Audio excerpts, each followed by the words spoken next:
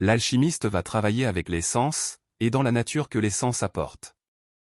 En l'absence de travail, le hasard, qui est le fruit du manque d'attention, agira.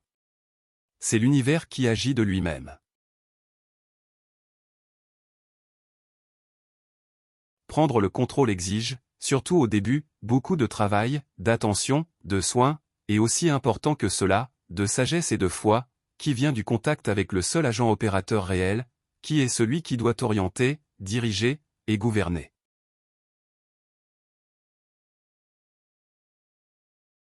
On peut voir le flux de l'énergie de la vie, comme un laboratoire dans lequel n'importe quoi peut être transformé.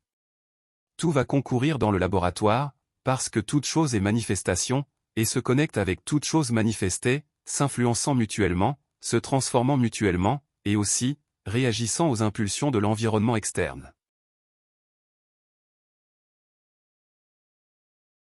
Dans le laboratoire, le travail cesse d'être superficiel et de souffleur, pour devenir alchimique et profond. L'environnement idéal demande silence, vide et espace. Le remplissage se fait par le travail sur la nature, associé à l'essence. L'essence de l'être va favoriser une nouvelle nature à l'être, car, dans le laboratoire, c'est par le feu que la nature se renouvelle intégralement. C'est pourquoi il faut cuire, cuire, cuire et cuire. Et, pour cela, prier, lire, lire, lire, relire et travailler, travailler, travailler afin d'obtenir.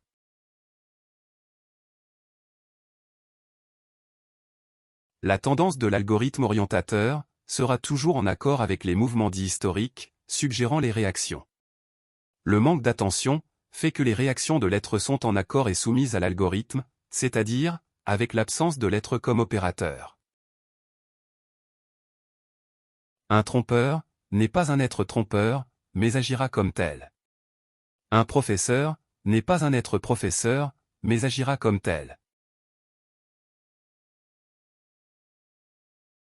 Le chemin du milieu demande une attention complète.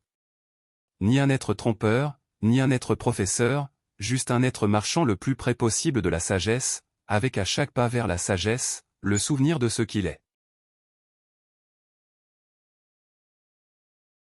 Tant que l'être n'est pas ce qu'il est, qu'il travaille, la plupart du temps, le plus près possible du souvenir de ce qu'il est.